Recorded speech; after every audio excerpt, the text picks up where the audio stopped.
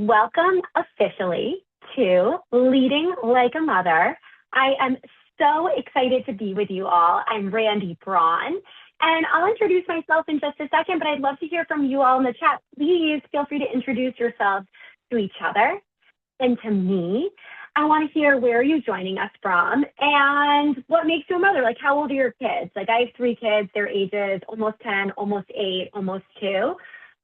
Because I had the privilege of carrying 3 summer babies in swampy Washington, D.C.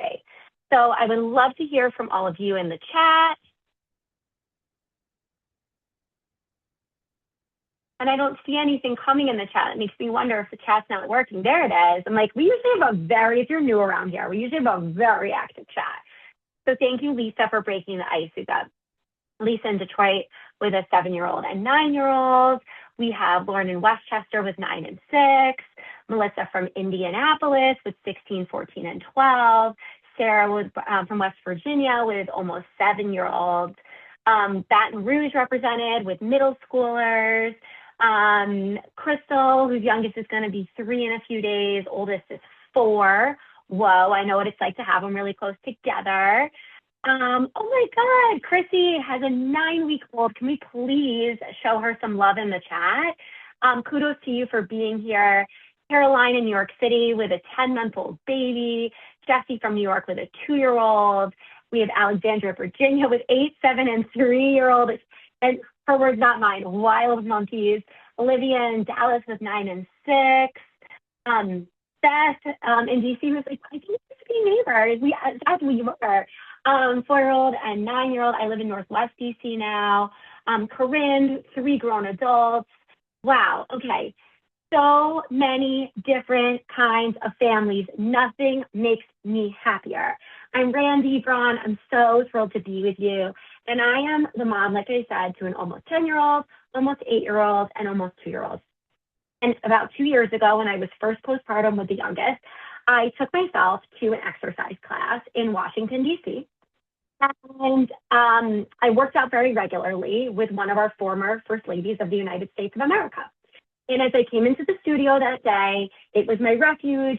Dropping off my baby in the little babysitting area was like my me time. I went through the class, and I don't know if it was all the pressure I felt as a mom of 3, or if it was just the hormones as I was newly postpartum. But I just started sobbing at the end of class to my longtime instructor. And that is when a woman in a gray suit tapped me on the shoulder, and she pointed to my kid, and she said, "Hey, is that your baby?" And I said, "Yeah." And I kind of did the awkward, like when you just cry so hard that it's just like mascara, boogers everywhere. And I'm sobbing now to a Secret Service agent. And she says, "You're really doing a great job. You're being so much harder on yourself than you need to be."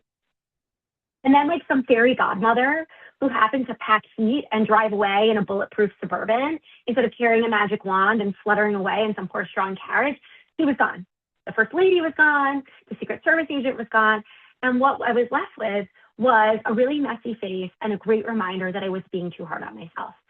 And my guess is that if you're here, you took an hour out of your day for a session on leading like a mother, you are a fellow working mom who is often too hard on herself. And I think that day in the exercise studio was so memorable for me, not just because I had lived in DC for 15 years and never received a pep talk from a Secret Service agent before, but because a few months later, I saw this really chilling report in the Washington Post. And it was all about this really chilling pattern in the Marine Corps about drill sergeants who were dying by suicide. And I was so riveted by the article because just like working moms, they were held up to be models in their community who had very regimented schedules, who were expected to be perfect, who were expected to be like these beacons, and they were cracking under the pressure. And while most of us experience a lot more chaos than rigidity in our lives, I really found myself haunted by this report. And really haunted by what the price of unattainable standards and perfectionism can do to us. So that's why I spend so much of my time working with working moms to help them break out of the perfectionism and really thrive in whatever version of work and working motherhood looks like for you. If we haven't had a chance to meet yet, hi again, I'm Randi Braun, also known as the woman who cried in the exercise studio for the Secret Service agent. I am the CEO of a women's leadership coaching firm. I am also an author.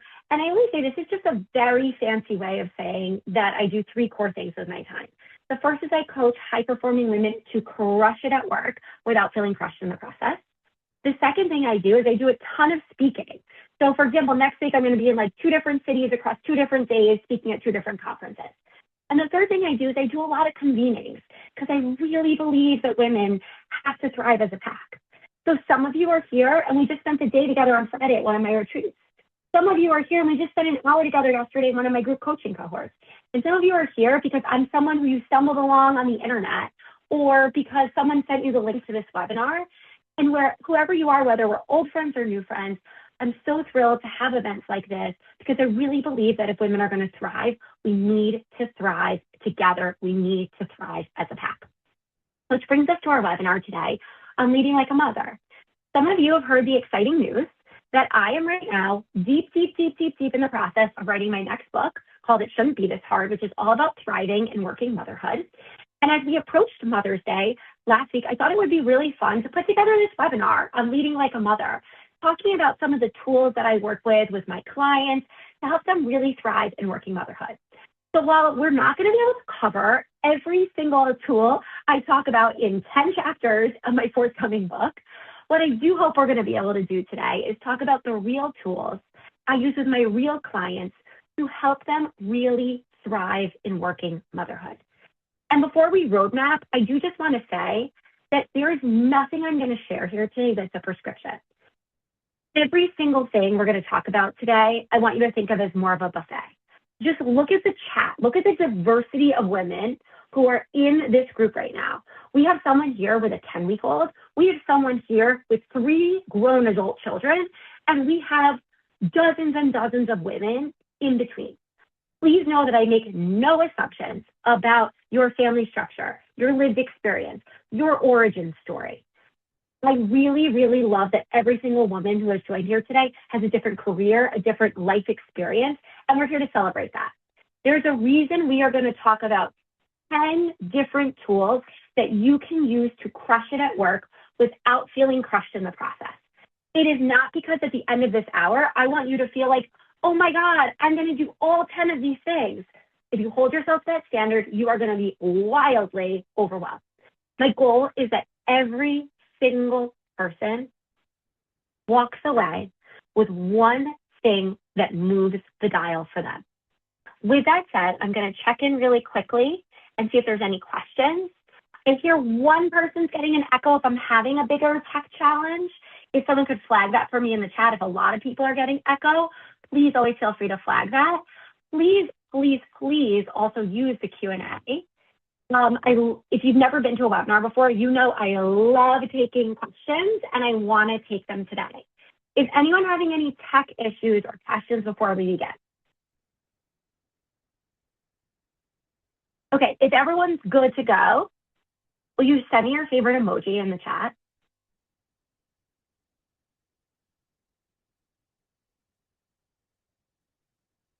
Thank you, Meredith. I eagerly await everybody's emoji. I did this the other day with a webinar I was leading for Los Alamos. You might know it from Oppenheimer. It's where they developed the atomic bomb. And when I'm just zoned in, giving a webinar to an organization, I'm not usually focused on exactly how many people are there. Well, there were 700 plus people tuned in. And you know what? I feel like we saw every single emoji that had ever been created identified. I love it.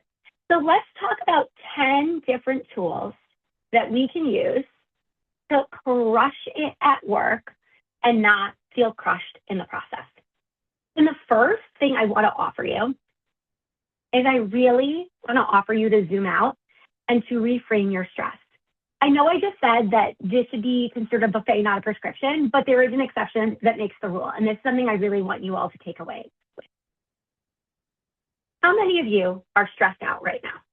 Stressed out about something that's happening at work, stressed out about something that's happening at home, feel free to just give me a +1 if you are feeling stressed right now. Like, I will tell you, I'm personally feeling extremely stressed right now because, I'm on deadline to write my next book. I'm running my business full time.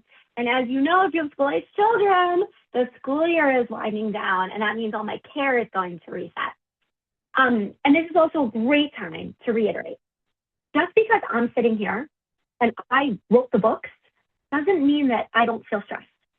Part of the reason I care so deeply about the tools I'm going to share with you over the next hour is because they're tools I genuinely use myself. And one of the things I cannot stand in the toxic influencer ecosystem is you have people like me who wrote books or have big followings on social media who try and create this reality, this world where we're here because we wrote the books or we have the following, and you're there. And you need to come up to my level. No, babe. We are peers. I just happen to have a whole set of tools that I have really good practice at using and that my clients use. So the first thing I want to just remind you is that your stress is not your personal failure. I know this might sound really simple, but one of the things I hear over and over and over again from my coaching clients is they come to coaching and they feel so defeated because they feel like the stress that they feel to thrive at work and to thrive in motherhood is something that they're missing. Like, why can't I just be more productive? Why can't I just be more disciplined? Why can't I just be better with my time? And I just want to remind you, this is a structural failure, not a you failure. Just think about it. In Denmark, they've done something insane, crazy. They align their school day to their work day. Can you imagine? So I really want us to have a conversation as our first tool where we focus on reclaiming our sanity, not solving for structural fails. I appreciate that there are so many systemic reasons why women, especially women who are joining this call who come from any sort of historically marginalized community, feel stressed out every single day. And I'm not here to be one more person to say, no, it's you. You can fix everything. But what I'm here to say is we cannot fix the macro culture of all the things that are broken. In this 1-hour webinar, I cannot give you affordable and accessible childcare. I can't give you college that you can pay for while also repaying your own student loan debt. I can't give you reasonable expectations at work, but what I hope I will give you is tools today that in that crazy macro culture we're living in, give you the autonomy in the micro culture of your decision-making to feel a little bit more in control. Because in case nobody told you, every single day you're waking up and it's a miracle. Like, I think the fact that you're here today for this hour, and I don't care if you are pumping, folding laundry, listening while you drive to a meeting, as long as you're doing it safely, eating lunch, walking your dog, working on a document, although I really don't love multitasking for a variety of reasons. Like, the fact that you are here and the fact that you are getting through every single day, just in case you forgot, is an actual miracle. So the first tool, I love it. Maddie says, I'm boarding a plane. I love that, Maddie. Keep hanging out with us on audio for as long as you can, right? So I want you to just remember, first tool, do not take on the systemic failures of our society to reasonably equip and support working moms as your personal failure. This is not a discipline, productivity, or time management problem. You are a walking, living miracle. Now, I just want to give you a few more tools to hopefully feel like you're in a little bit more of control. The second thing, and some of you have heard me say this because we've talked about it on webinars I do about productivity. We've talked about it on webinars that we do around self-care. But the second tool I want to offer you is that you have to check your guilt and your FOPO. How many of you feel mom guilt? I'd love to hear from you in the chat. Oh my God, and Crystal says, daycare just called my baby has a fever. She's with us while she goes to do that pickup. Oh, may the force be with you, Crystal.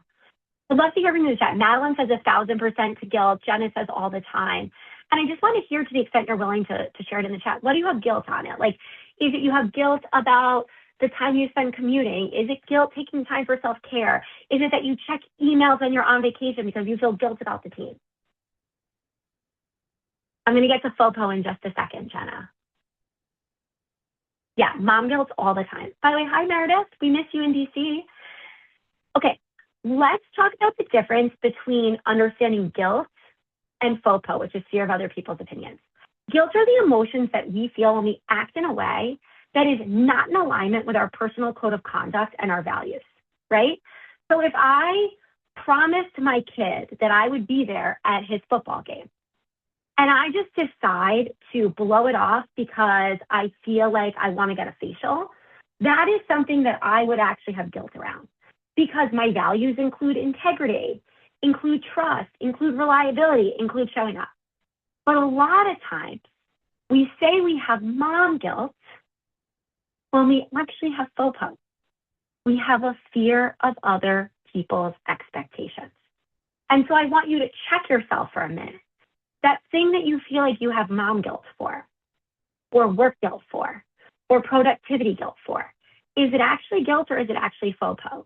Because I talk to so many women, they say, I want to take an hour for myself to go on a run or to do something for myself on the weekend, but I just feel so guilty leaving the kids. Do you actually feel guilt? Like, what about hiking or riding your bike or getting your nails done or having an hour to yourself or reading a book? What about that is a violation of your personal code of conduct? Is it guilt or is it FOPO? I'm afraid I'm going to be seen as a slacker mom. Do you feel guilt about showing up to all the command performance things at work or to checking your email when you're on vacation? Or do you feel FOPO that people are going to think you're a slacker? Do you have some complex in your head that you're so lucky to have flexibility in this job and the least you can do is be accessible all the time? That's the second tool I really want to offer you, is understand where you're having mom guilt and understand where you're having FOPO.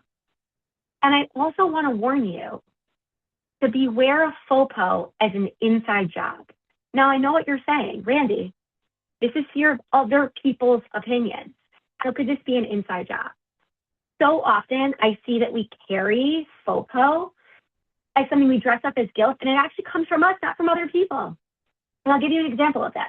When my middle was a baby, I went to London on a work trip, called my husband to check in, and he told me that our kid had crawled for the first time. I was so thrilled. And I remember saying to him, oh my God, I feel like as a first-time mom, that would have crushed me.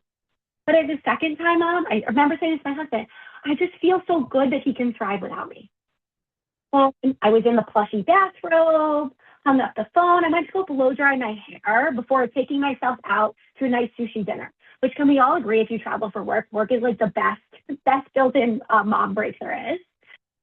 Well, I practically singed my hair because as my hair was flipped over and I was blow drying my hair, I just went into this whole meta spiral of like, wait, why don't I have guilt? Should I have guilt? Am I a bad mom that I don't feel guilt? I'm so selfish. And so I want you to think about when you have that mom guilt, how much of it is coming from FOPO and how much of that FOPO is truly fear of other people's opinions or what you believe about other people. And I tell my clients all the time, before you get so attached to the version of the story, just gut check yourself. Is this story fact or fiction? So it seems like mom guilt versus FOPO is blowing up the chat.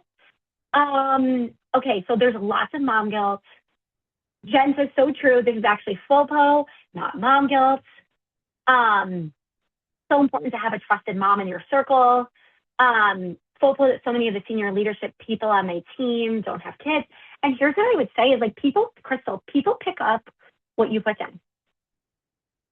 People pick up what you put down. So there's one way to spin the narrative of I have so much FOPO because I'm the only one who has a kid. Or there's a way to spin the story and just say, actually, I'm the only one who has a kid and I'm still kicking butt and taking names and taking some credit for that, whether it's your performance review, whether it's the way that you comport yourself in meetings. When you're overly apologetic for having kids, you're actually sending the message that you are the burden, that the problem is you. And I see this all the time. Don't let your unconventional story, whether it's how you came to motherhood, how you came to your career, how you're the only person on your team with kids, don't let unconventional be mistaken for unworthy. The third tool I want to offer you is about balance. How many of you are dying for more balance in your life? How many of you are dying for more balance in your life? Okay, I'm getting a lot of yes, pleases. Here's the thing, we have to stop thinking about balance as something that looks like this, something that is perfect and serene and curated. Whenever I talk to clients, they seem to have this vision that balance is like some version of a working mom schedule that doesn't change. where like on Mondays, we always have piano, and on Tuesdays, I always have book club, and on Wednesdays, I always go to yoga. And actually, that is not how balance works. Whether you are a working mom or not, the only thing predictable about being a professional in 2026 is that something unpredictable is going to happen. And rather than thinking of balance as a perfectly curated calendar, we have to start thinking of balance as this wave that we surf. When the wave is really high, we've got to be able to surf the wave and not crash out when it crashes.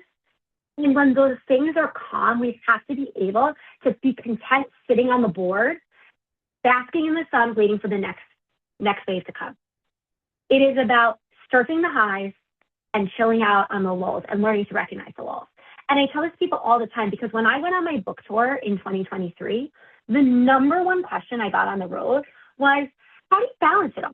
And let me tell you something, there was another parent on the bestseller list the week that I hit. His name is Prince Harry. Do you think that when Prince Harry, who was going through his book tour at the same time, who had kids the same age as my kids, do you think Prince Harry got asked about balance? He did not, because he's a dad and I'm a mom. And I remember telling people, my book tour, this is what balance is. We went on a big vacation before I went on my book tour. We held hands as a family and we said, the next 120 days of mommy's life is going to be insane. My kids knew it.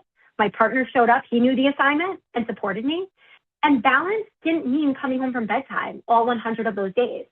Sometimes I was gone 6 days at a time.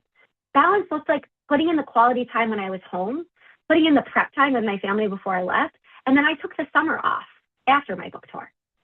It wasn't a perfectly curated calendar. It was surfing the high and giving myself an opportunity to chill out on the low. And so I want you to think about, what could balance look like? Are we meeting the moment and this end of year push, and then we have some built-in balance? Are we meeting the moment on a big project, on a big deadline, and then actually taking our weekends to be weekends? Balance is about going from the highs to chilling out on the lows and giving yourself permission to say, I don't need to overwork, prove every second of every day. I need to show up and then preserve some energy to show up again. And I'm just checking in on the chat. Jen says, go you. That's what I'm talking about, sharing with your kids. Yeah, we talked about this the last Working Motherhood webinar. Meredith had asked, I think, a question about this. I'm a huge believer in bringing my kids as they get older along for the ride and just talking to them. The fourth tool I want to share with you is I actually want to give you permission to unhook from this idea that you have to do it all. I actually see in my coaching practice every single day that the most successful working moms are actually doing less, not doing more. And I want to remind you, for every single person in this room who sees themselves as a doer, there are actually 4 Ds of task management. And I want you to think about how you can utilize more of them. You can do, you can delegate, which is give it to someone else. You can defer it, which is do it at a later date, or you can delete things. And by the way, one of my favorite ways to delete something from my to-do list is to just take strategic inaction. And what I mean by that is, like, when someone asks for a volunteer to coordinate something here or volunteer for something there, if I feel like I don't have the capacity to do it, rather than feeling like I have to force myself to say yes or wind myself up to give some great reason for the no, I just let the email sit. I just let the email sit, or I delete it. And I let somebody jump in. And I want you to think about where you could take strategic inaction at work on an email chain that has 3 other people on it, so you always need to be the first response. On an email chain that comes in at 9 p.m., do you need to answer at 9 p.m. or can you defer and answer it at 9 a.m. the next morning? So I want you to think about one thing on your to-do list right now that you can delegate, defer, or delete. And I'd love to hear from you in the chat. What is one thing on your to-do list right now that you can delegate, defer, or delete? Is it getting forms for camp if you have kids ages my age? Is it letting somebody else respond to the email chat? Is it actually punting a non-essential meeting? Oh, Lisa's delegating mowing the lawn to the neighbor. I love that.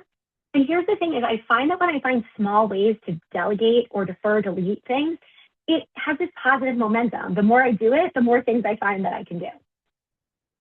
I love it. Catherine's just using a delegate, letting her husband set up the cabin in Canada. I love that for you. How many of you, show me a +1 in the chat, have ever been hesitant to delegate something because you feel like you can either do it better yourself or someone's going to fail your expectations? Whether it is the slide deck for your 3 p.m. meeting or something that has to do with your childcare. Great.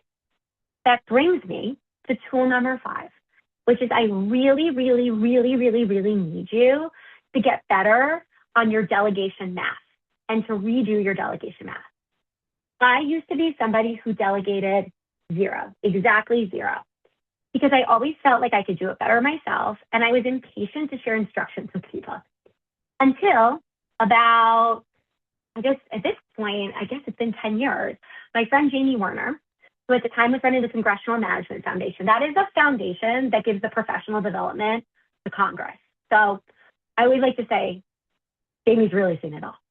Jamie gave me a great tip on delegation. And she said, Randi, when you think about delegating something, you have to take yourself out of the mindset that you're giving away 100% of the task. What you need to do is give away 60 to 80% of the task. And you need to know that 20 to 40% of that task is going to be spent giving instructions, answering questions, and reviewing work. That was life-changing for me. Because what happened was I was like, wow, if I can delegate one task 60% off, and especially if it's a repetitive task, well, then I just got 40% of my time back in some capacity. And if I delegate one task a week and multiply that by 52 weeks a year, like the math, it adds up like compound interest. And I know we've all had the horror story where you delegate something, the slide deck comes back to you, and you realize that you get it at 9 p.m. and you have to stay up till midnight redoing it for the 9 a.m. meeting, or you thought you delegated forms to someone else in your house, a spouse, a caregiver, a grandparent, and you just got a call from the school that your forms are overdue, they're wrong, and your kid can't come back to school until they have proof of the vaccination record, but your pediatrician has a 3-day turnaround. Okay, these are all stories, right? Jamie had another rule for this, which was, she said, practice the 20-50-80 rule. Have the person come back to you when they think they're 20% done with the task, 50% done with the task, and 80% of the task.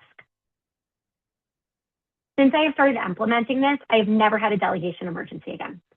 So tip number 5, redo your delegation math. And I want to hear from you in the chat with this in mind. What is one thing you're going to commit to delegating today?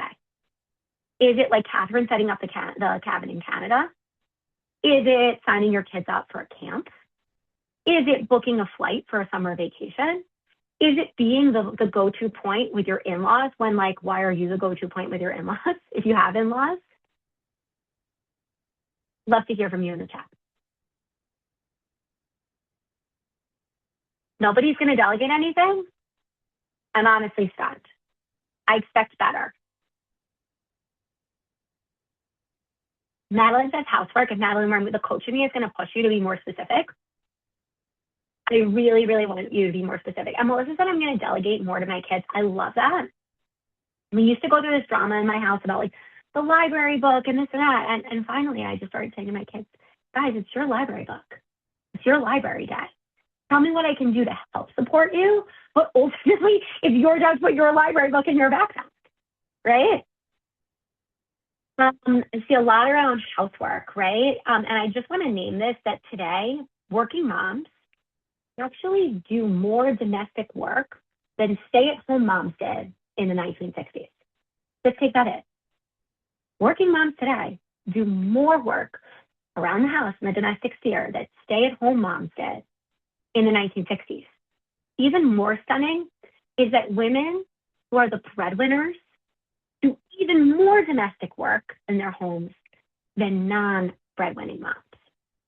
So this pressure to do all the things we feel like we should can be really, really intense. Which brings me to the shoulds.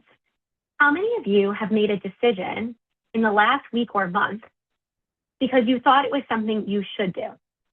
I should do this thing at work. I should do this thing for the kids. I should do this thing to be a good employee, a good daughter, a good mom, a good community member, right? Beth says every day. I tend to be really skeptical about all the shoulds in my life because if I am really intuitive about something, I don't have to think about I should do it, right? Like I don't have to think about I should. For example, I really like to read books to my kids before bed.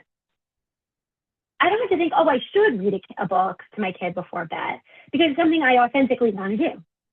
I don't think about I should get back to my clients because authentically, like I have time blocked in my calendar every single day to email my coaching clients, right? Usually, I find the shoulds come up when we're taking on someone else's values, priorities, urgency as something that we believe we should be doing. It's very related to FOCA. So whenever I hear a should, I'm curious about it because I find that like 95% of the time, the should is me taking on a set of expectations that aren't my own. And maybe about 5% of the time, if I'm seeing a should, I'm getting a little curious because maybe this person is on to something that I want to try. But 95% of the time, I'm holding myself to someone else's expectations. And so I want you to interrogate the shoulds. And I think you've heard me say this before. And we got to stop shoulding all over ourselves. That was something that one of my clients came up with many, many years ago. She's like, I have to stop shoulding all over myself. And it's so true because so many of us are using the shoulds to drown us and not buoy us. Clearly resonating in the chat. I don't think I've ever left a poo emoji up on the screen, but let me go ahead and check the chat. Delegated more housework to my kids. At work, delegated more repetitive tasks to the team. Just remember that like delegation is a way of growing somebody. And I hear from people all the time, I just feel so guilty because I'm so busy and they're so busy, but like you are the leader or you are the manager. It is your job, especially the higher you go, to be more strategic. And part of your job is to manage and guide and steward. Be also careful that sometimes in your overwork to prove, you will actually pigeon yourself as someone who is seen as worker bee and not someone who has queen bee potential. Oh my God, Charlotte says should when it comes to entertaining on the holidays. Charlotte, I sent out every single party invitation that I got this year for the holidays. I don't even celebrate Christmas, and I was stressed out by Christmas this year. So I often think about when we get caught in should, just am I shoulding on myself? What do I want to do here versus what I should? And I find that the shoulds get really, really loud when it comes to overwhelm. And I know it's ironic because a lot of you have expressed in the chat, like, you feel overwhelmed all the time. And what's weird, I notice this a lot in my coaching practice, is that people feel really overwhelmed, but they also feel like very avoidant about their overwhelm.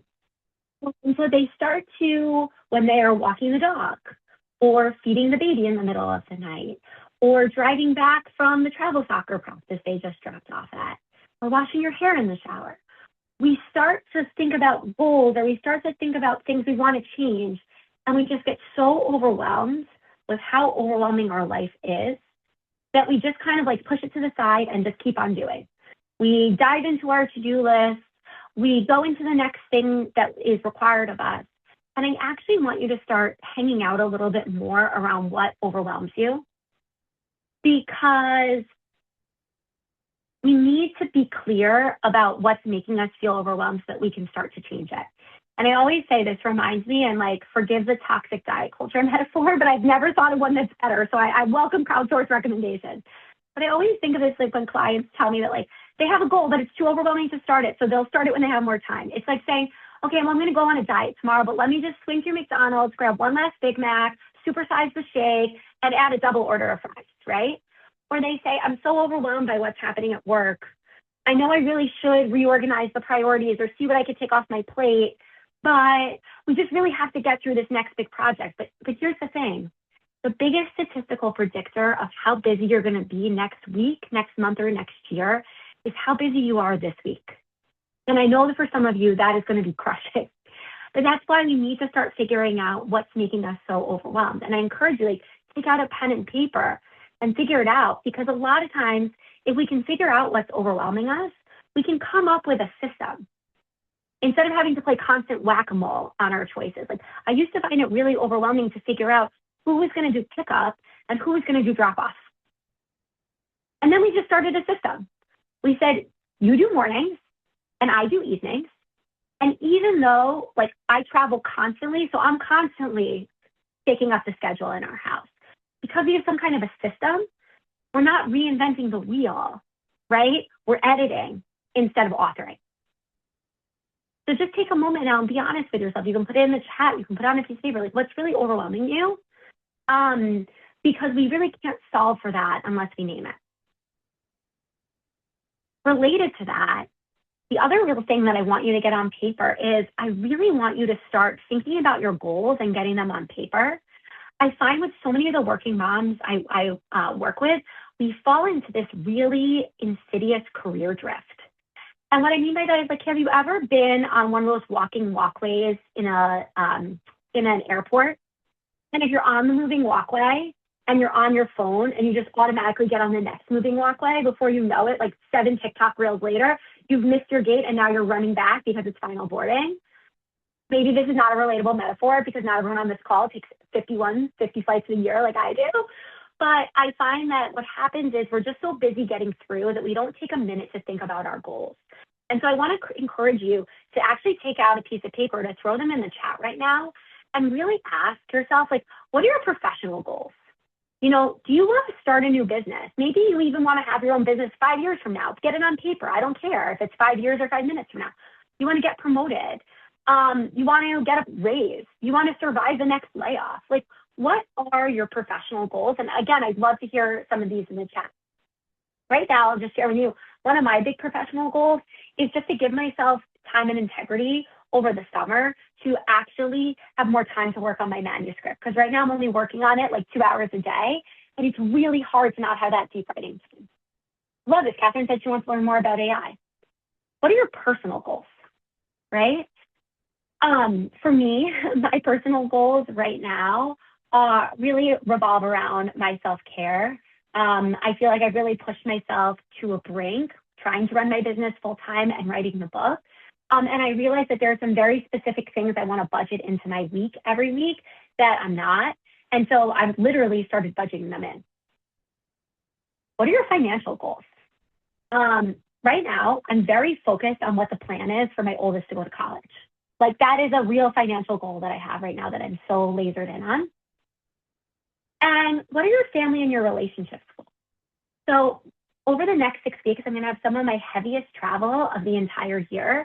And one of my family and relationships goals is to make sure that while the quantity of my time with my kids is lower, that I'm setting myself up for success and having quality time. And that doesn't mean signing up for a million activities to show them mommy cares, but figuring out, wait, when am I going to have one-on-one time with each kid? How is that going to work? Because that's something I really enjoy. So I really want to see some of your goals. Declutter the house, declutter, get the beach house, have a beach house, write a book. Jen, I wanted you to be more specific than just be a better person, love yourself more. The more specific you can be about these goals, is it drop perfectionism? Is it release a limiting belief, right? So I really love that you're starting to name these goals, because we need to be very clear about what we're working towards. And I want you, for every single goal that you just put in here, I want you to share, what is the next thing that you can say yes to for that goal? What is the next thing that you can say yes to? So to decluttering, I started to declutter stuff from one of my kids' rooms, and then they caught me and they wanted to save the box. And like, my goal today after this webinar is to actually go and throw away the box, right? So that's the thing I'm going to say yes to. I'm saying yes to throwing away the box. So Meredith, if you want to plan a vacation, I need you to be even more specific about your yes. Like, I'm going to find a week on my calendar. I'm going to book tickets by the end of the week, right? And then I want you to think about what you need to say no to, because here's the real trick of goals. If goals were something where we could just say yes and it would be easy, they wouldn't be goals. They'd be things we already did. So my question to you is, what's the no that you're going to have to build to protect the yes? So for me, my no is, after this webinar, I'm going downstairs and I'm eating lunch. And my no is that I'm not going downstairs and passing my kid's room without taking that box.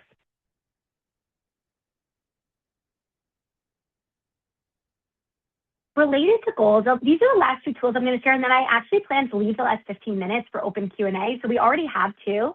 I'd love to keep seeing your Q&A in the chat, because I left lots of juicy time for that. The 9th tool I want to share is, I'm really obsessed with what I call the microdosing mindset right now. And I'm not talking about microdosing on things. I have opinions about them. I'm not going to share them today, certainly not on a recorded live. But I am a huge believer in not just carving out like good self-care, but thinking about microdosing on self-care. I think sometimes with self-care as moms, we feel like it has to be like grand and we feel like it has to be one more thing that we have to get on the calendar. And some of you know that last winter I had a freak skiing accident. My mom, who's on this webinar, who comes to all my webinars, was there, and she will tell you it was a trauma for both of us. As the elite skier she had raised as a native Vermonter herself. And I had this freak catastrophic skiing accident where I basically blew out my entire knee. And I had to have my knee surgically reconstructed last year while being 6 months postpartum. And when I was laying in bed post-op, and my mother was getting me in and out of the shower, I felt like everything had been ripped away from me in my self-care toolkit. There was no physical self-care of being able to go on walks or get fresh air. I couldn't even go to the bathroom without assistance. There was no emotional self-care. I wasn't in a headspace to go to therapy or have coaching. I wasn't in the headspace to have friends over. Like for me, I'm extroverted, so that kind of social connection is my emotional self-care. People offered to come over and hang out with me, but I was like on oxycodone the whole time. I didn't want to hang out with people. There was certainly no intellectual self-care, and I think of intellectual self-care as using my brain for anything that's not work-related. So it could be creativity, it could be playing music, listening to music, reading. It was like I would try and read a book, and because I was on insert painkillers, I just couldn't even focus on the page. And then certainly there was no spiritual self-care. So I think of spiritual self-care as anything from mindfulness and meditation to organized religion. And for me, Judaism is a huge part of my spiritual self-care. And I couldn't even walk to my synagogue for six months. Everything was taken away from me. And it got me really focused in on, okay, the microdosing mindset. What can I do that would feel good right now? And that's the question I want you to start asking yourself. What could I do that feels good right now? It is not selfish. It's not hedonistic. We need to start practice putting ourselves first. And I find that taking 5 minutes to say what would feel good right now. Just yesterday, the weather was gorgeous, and I was like, what would feel good right now? Okay, I have a ton of work I need to do, and I have 25 minutes left in my day. Couldn't even put a dent in it if I tried. Okay, you know what I'm going to do? I'm actually going to go pick up the baby at daycare. We're going to go to the park before my other kids come home. And that was my self-care. That was my emotional self-care. It wasn't performative parenting. It was that quality time felt good to me. So I want you to think about, I want to hear from you in the chat, what is the smallest thing you're going to do today, your microdosing moment, to feel good today? Is it get a walk? Is it have a nourishing meal? Is it call a friend? Is it listening to music without also folding laundry? Is it scheduling a therapy appointment? Is it hiring a coach? Is it talking to your mom? Is it not talking to your sister? What is the thing that you are going to do today? Someone says going before meetings, going to a meeting, walking before a meeting. Someone says praying. I love that because it should look different for every single person. And I always tell people, you know how I know that Whitney Houston's Then We Almost Have It All is exactly 5 minutes?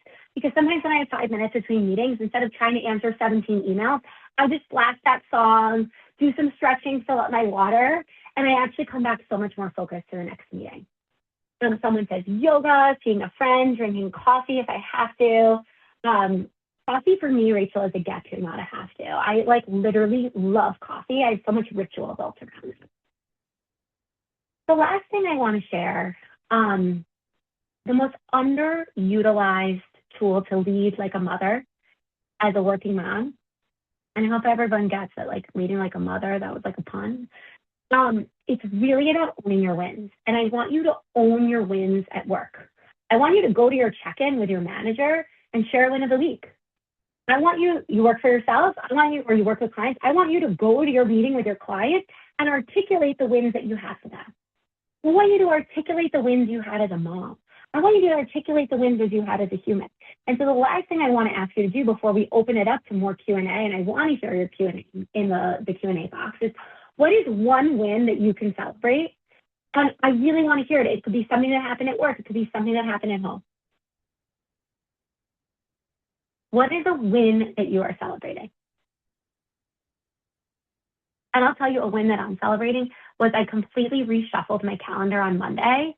And then I woke up and I was like, wow, this day really doesn't work for me. This day really, I don't know what I was thinking when I put this day together, but this day does not work for me. And that win was just giving myself permission to redesign. Oh, I love so many of the no's. I love that so many of the wins are no's. No to another meeting so I could focus on this conversation. I love that, Beth. No to running to 2 extracurricular activities. Yesterday we went to 1. Getting going on a book that she's co-writing, pardon me, with a friend. So many thoughts on book writing. Just keep showing up and cranking words. Oh my God, Crystal's conference proposal got accepted. Crystal, that's so exciting. So keep these coming. I'm going to put these up, and I want to hear from you also in the chat, which one of these resonates most with you, and you can just give me a number. So in addition to sharing your wins, which one of these resonates? No to multitasking and focusing more in the moment. Catherine, research shows that we actually are horrible multitaskers. Like, we think we're great multitaskers, but we are horrible multitaskers. And we end up taking longer to do work that has more errors and requires getting done. Switching an in-person meeting to virtual so I didn't have to drive across town. I love that. Melissa says going on a 27-day streak of walking at least 10,000 steps. Love, love, love. Okay. Let's see. Caroline says, I'm a mom to a beautiful 10-month-old. Can we all give Caroline some love? Congratulations, Caroline. I have to navigate pumping while at the office, and I struggle with communicating my needs in terms of the calendar blocks and taking the time to pump. I find myself juggling pumping gear while joining calls off camera and taking notes. I don't have enough hands, and it's affecting my supply. How do I navigate? Okay. This is a really big deal because I'm hearing from you that you do not want to crash your supply. So I'm going to assume that you are pumping because you like pumping and you like nursing, and that this feels like something that is important to you versus a should. So that's what I'm going to take it as. So it's interesting. I'm going to give you a few tools here that require communicating a little bit more and communicating a little bit less. So the first thing is what we need to do is we need to talk in facts, not feelings, with our stakeholders. I think sometimes in the name of being trustworthy and transparent, we end up doing a lot of oversharing. So 2 great options. If someone schedules a meeting over your pumping time, just simple to say is decline the meeting and say, I cannot join, I am pumping at this time. You have protections around protecting your pumping time. So you're welcome to certainly decline without any explanation. I love that. If you feel like you need to, it's just, I cannot attend the meeting at this time, I will be pumping. And you have rights to be able to pump. If you're joining a meeting while pumping, you can also just be very clear about things. I am not able to take the notes from this meeting today. Can somebody else take the notes from this meeting today? But I would encourage you, breastfeeding never really works great for me. Pumping never really works great for me, but I've coached countless women who are going back to work and who are dealing with this, and they actually find that their supply is better if they're just focused on taking pumping as a break during the day or looking at pictures of their child or eating. So I think you should feel empowered to decline the meetings during your pumping time. Another tool that comes from my friend Allison Fergali, who wrote the amazing book, Likeable Badass, that I'm looking for on my bookshelf, but it's too high for me to get. Allison always says she loves having first mover advantage. So rather than waiting for the meetings to come during your pumping time and decline them, what Allison always says, that's second mover disadvantage. First mover advantage is just reaching out to people and saying, hey, I'd like to propose moving the weekly marketing call to 2 p.m. on Wednesdays instead of 3 p.m., updating the invite for next week and beyond. So Caroline would love to hear how those ideas are landing with you. Remember, like you're not going to pump for forever. And so if this is really important to you, I think you should feel totally empowered to decline the meetings or to set the boundaries you need. And here's one of my best tools. It's like, you don't need to announce at work, I'm setting a boundary. And this is something I'm really passionate about. I think so many times we took the idea of boundaries a little too far. We mainstream therapy speak a little too much into our workplaces. Don't tell people you're setting a boundary. Don't tell them. Decline the meeting or propose a new meeting time. Just tell people very matter-of-factly, don't apologize. I'm unable to take the notes today. Can somebody else please do it? Or let your AI assistant do it. So Caroline, please let me know in the chat how that landed with you. Let me read the next question.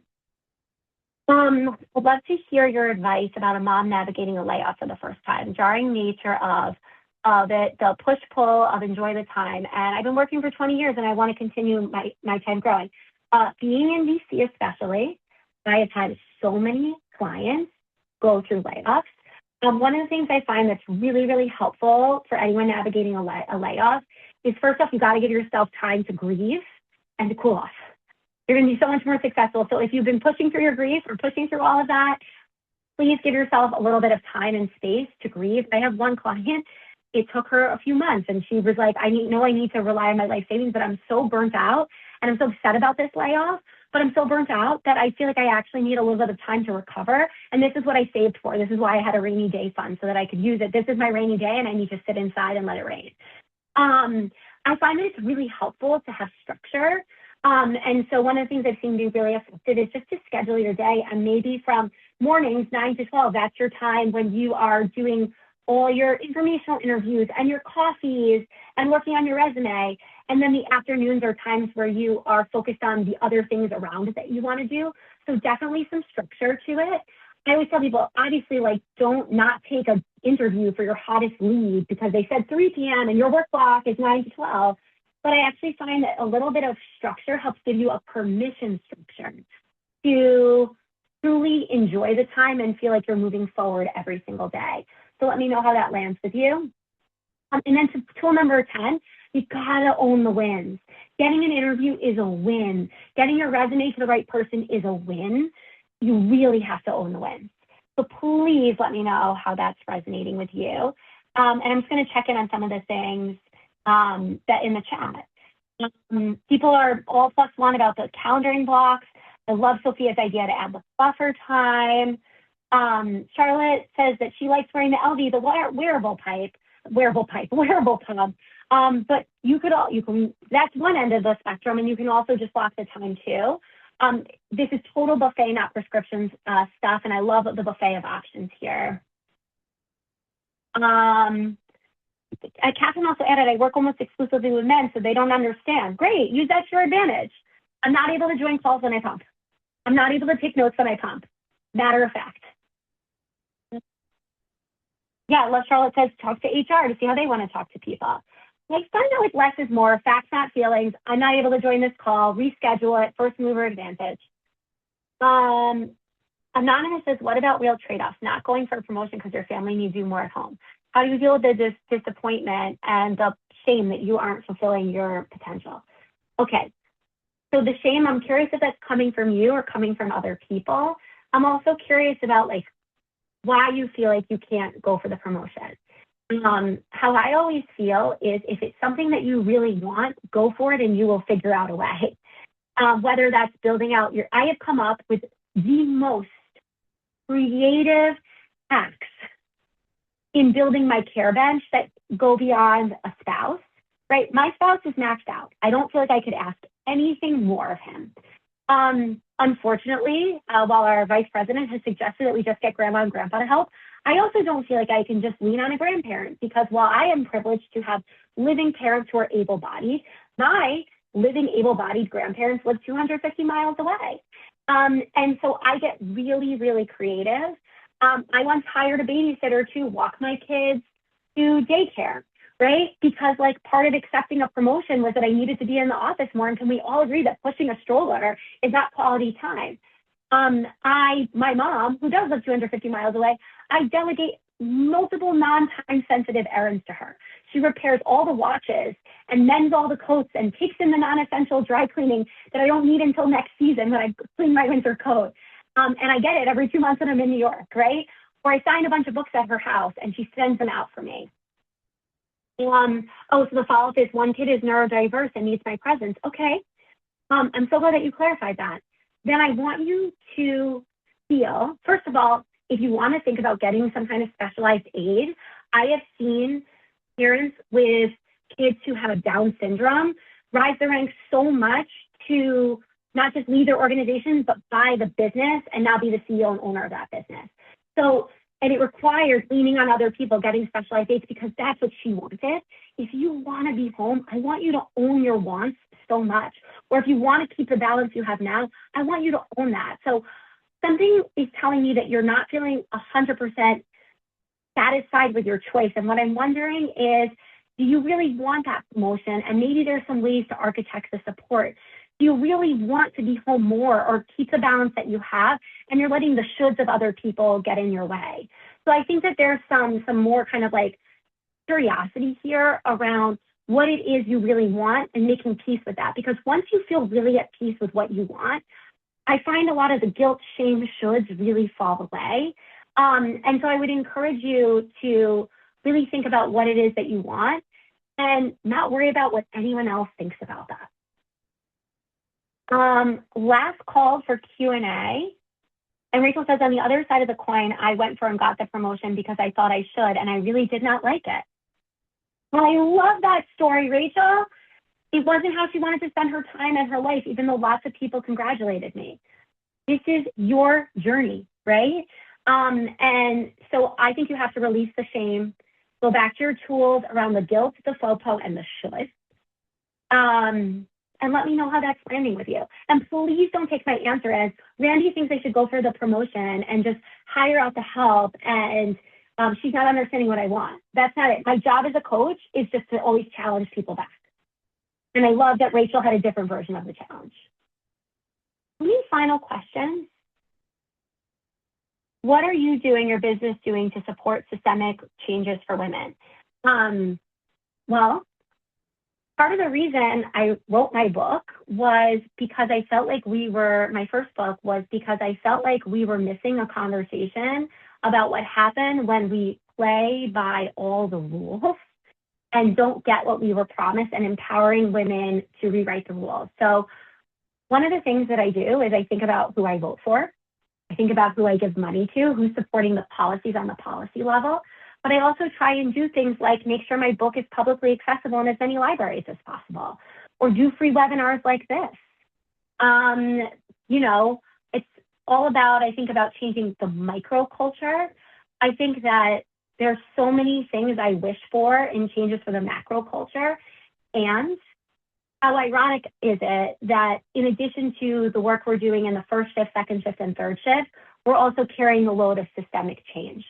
So I try and do what I can to use my platform to advocate for the policies that I care about and to try to make this work as accessible to as many women as possible, because I want all women to thrive while we wait for the systemic changes, the inequity, the pay gap to close, affordable care, safe care.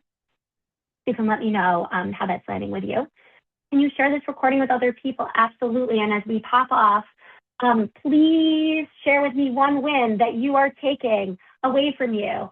To answer Catherine's question, love the wall behind me. What am I tracking on these boards? That's the storyboard to my first book, and this is the storyboard to my next. This is how I organize my thoughts into the things that ultimately become the book that you see behind me. A few events. If you're local in DC, we're having a power lunch, it's my networking lunch on May 29th. We're going to do my high power, high tea, which is an incredible afternoon of women's leadership inspiration and tea in DC in October. And in the fall, I'm going to bring back the new playbook experience. This is a 20-week coaching experience. Some of you, I think, on the chat have done group coaching with me before. That's based on my first book. We'll also, of course, be having more free events. If nothing else, keep hanging out with me in social media. I want to hear from you. One thing you're taking away as we wrap it today in the chat. Please keep hanging out with me on LinkedIn or on Instagram. I'm always just a DM away. If you had a question that you didn't feel like you could ask today, then I want to thank you all so much for the time. It was so wonderful to spend this time. Take care, everybody.